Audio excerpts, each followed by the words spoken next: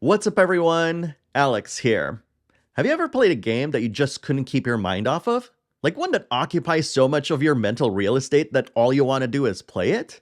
That's Final Fantasy VII Rebirth in a nutshell for me. And in this video, we're going to go over its gameplay improvements, its massive open world regions, the story, spoiler free of course, and what I think of this long awaited sequel. Hold on to your chocobos, because you're in for a wild ride.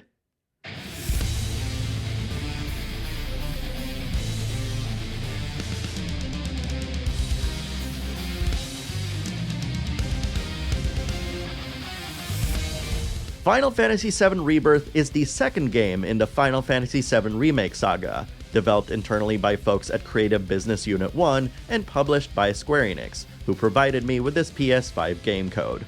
While Rebirth follows the events of Final Fantasy VII Remake, there's a handy-dandy story so far video for folks who want to start their journey with Rebirth, as it actually does a fantastic job summarizing the events of the first game.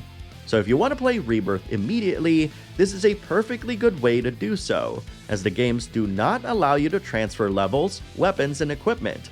This was done because Rebirth has received a massive under-the-hood expansion that adds another cool way for you to customize your characters.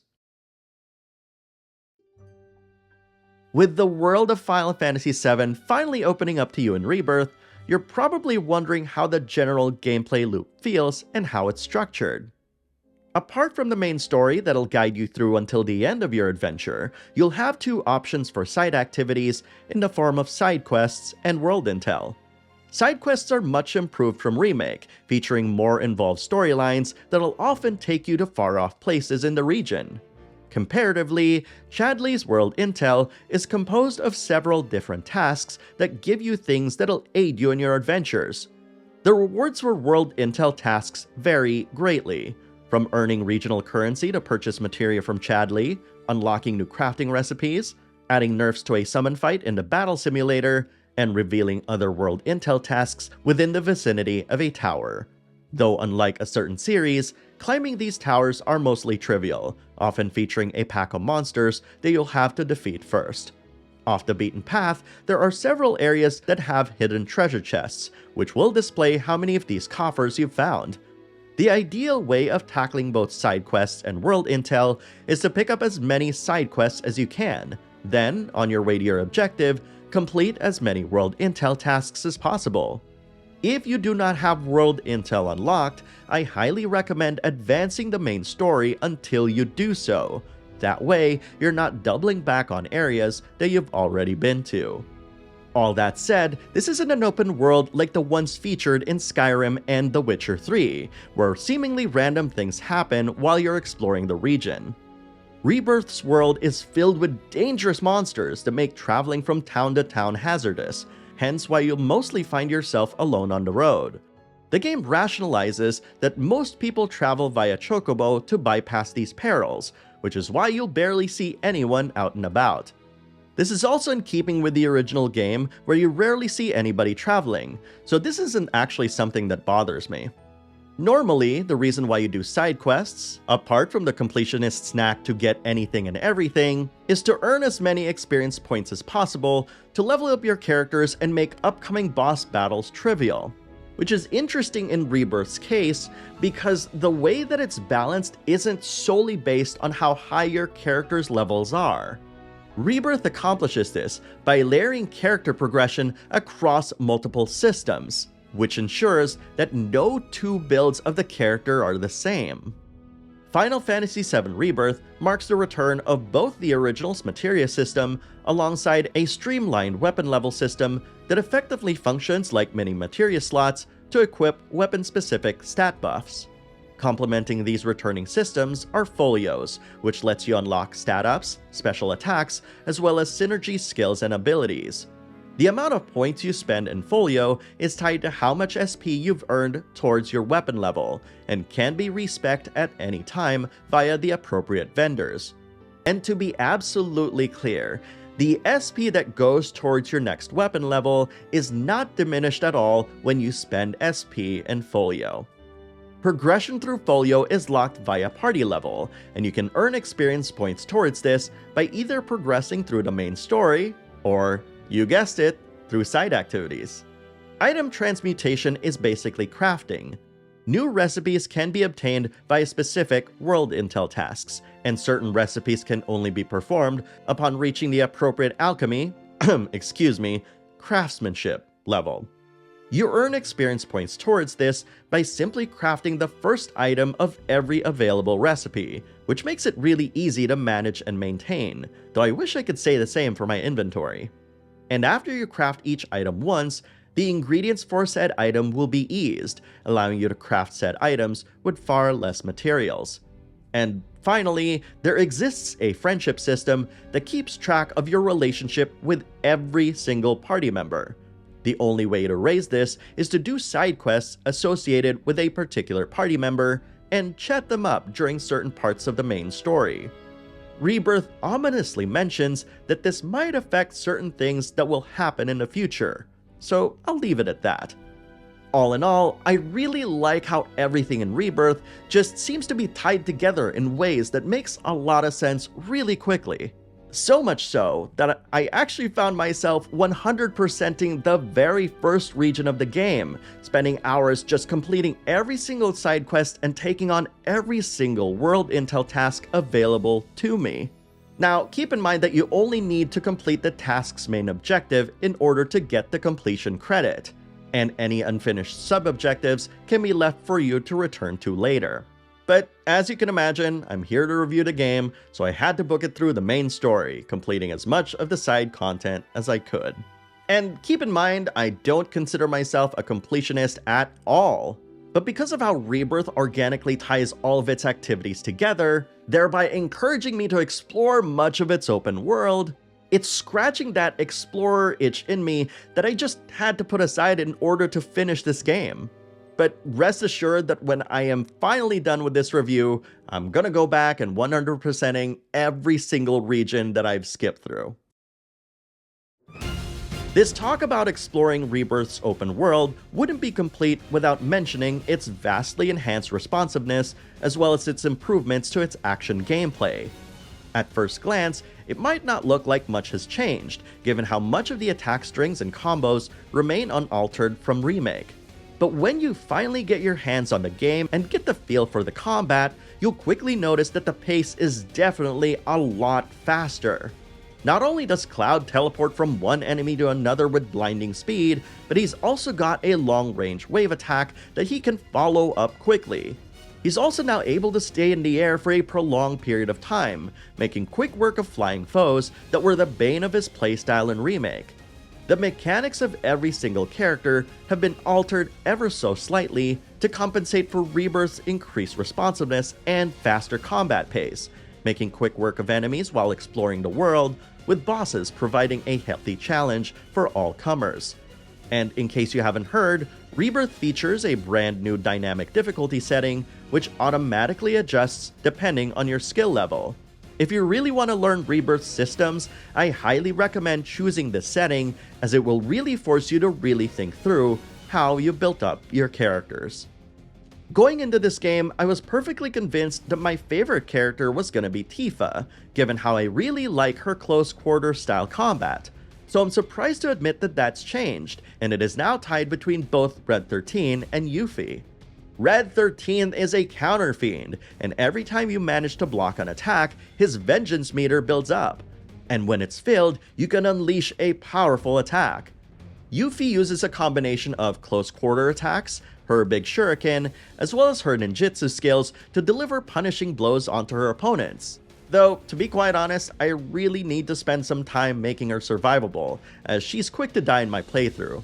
Sorry, Yuffie. But when you combine the improvements of Rebirth's action combat with the variety provided by its massive explorable regions, and you've got a humongous playground that's both fun to unlock new things to play around with, as well as fun combat that makes every battle worth taking on.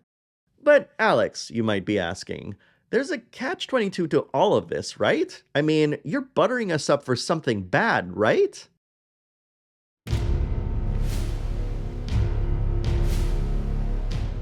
Apart from not having enough time to 100% every region in the game, which to be fair, that's the reviewer's curse, TM, I do want to point out that I've noticed small environmental details load in with their higher or lower detail assets depending on how the camera moves. This happens while both exploring the game and during some cutscenes. I also want to point out that due to the massive scale of Rebirth's open world, that graphics purists' complaints of not every texture being higher resolution returns here. Though personally, I don't spend hours staring at a single texture, as I'm too busy trying to play the game. And whenever I do notice these features, I'm just more thankful that the characters themselves are still rendered in the highest amount of detail. And to be quite honest, that's it. That's all the criticisms that I have for it. Despite the texture snafus I mentioned, what I can't deny is how beautiful and realistic Rebirth's regions are. It is not hyperbole when I say that the scale of its buildings, structures, and environmental details are massive and unlike any other game out there.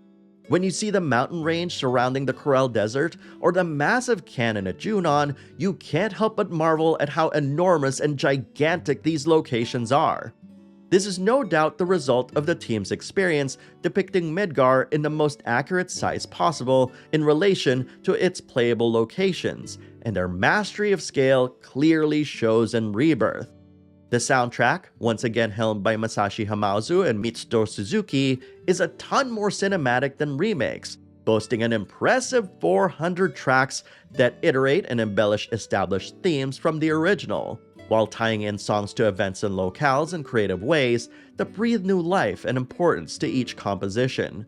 To put it plainly, playing Rebirth is a feast for the senses in every way imaginable. But alas, we've come to the part of the review where we talk about the story, and much like every review that I've done, I'm only inclined to talk about it in terms of the feelings it's given me, as well as how I feel about its pacing, and in Rebirth's case, its relationship to the original game. And don't worry, I won't be showing any gameplay while I talk about it too. And for the interest of spoilers, I will not mention when exactly Rebirth ends, despite the developers sharing that. Be careful out there, by the way. As many of you know, Rebirth is part of the Remake series, which means it's both a sequel and a remake of the original game. Some things change, some things remain the same. I want to talk about the things that stayed the same. I must confess that I have only played Final Fantasy VII when it was first released in 1997. And it's not often that I get to talk about the events that transpired in that game in regular conversation. So imagine my surprise then, that whenever a pivotal event happened in Rebirth that also happened in the original game, a memory flood washes over me, and all of a sudden, I remember exactly what's about to happen. I've shared this before in my preview video, but whenever Rebirth hints at or is heading towards an emotional moment, 9 times out of 10, I just start getting anxious. And when that scene finally ends, I can't help but feel that the developers captured the feeling and emotion of said scenes. But I can honestly say for fans of the original that there's a lot more of the original story beats in Rebirth than there are new things. Though I'll have to add that they're always looming in the background, popping up when you least expect it. With regards to its pacing, its developers have done their best to inject new gameplay moments to add some excitement to certain scenes. However, because the game is mostly faithful to the original story, its pacing is still mostly subject to the story flow of that game. This also means that Rebirth is chock-filled with beloved minigames that were present in the original release, which often slows story progression down. And keep in mind that I love the minigames in Rebirth, but I know that some of you would much rather know Aerith's fate as soon as possible rather than putz around playing minigames all day.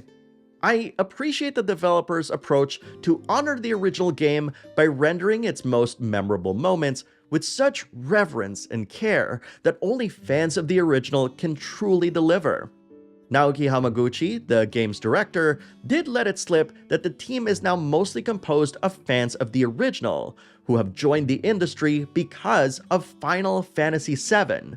So out of all the people out there that could work on this game, they're fully aware of the high expectations that Final Fantasy VII fans have of Rebirth. And they nailed it. My goodness, they nailed it. And that's not even talking about the exciting twists and turns that can only be found in Rebirth as well. But I'll let your imaginations run wild on that one. I remember when I first opened the door revealing Rebirth's open world, I shed a tear as the main theme of Final Fantasy VII accompanied this momentous cutscene. I never really realized how much I loved this world, my party, and its people, until I experienced it all over again through Rebirth. I lament my fellow turn-based fans who have chosen to dismiss the series simply because it's not what they wanted, as the experience of playing through Rebirth made me feel secure in its creator's decision to move forward in this direction to make this series equal parts nostalgic and unpredictable. This series allows us to relive some truly breathtaking and emotional moments, renewed by modern technology, and one that only effectively enhances our memories of the original. Final Fantasy VII Rebirth, with all its vast improvements, its massive open-world scale, and its familiar yet sometimes diverging story, is undoubtedly one of the best games in 2024. And this is one game that I truly can't wait for you to experience for yourself. Thank you very much for watching, everyone, and I'll see you in the next video.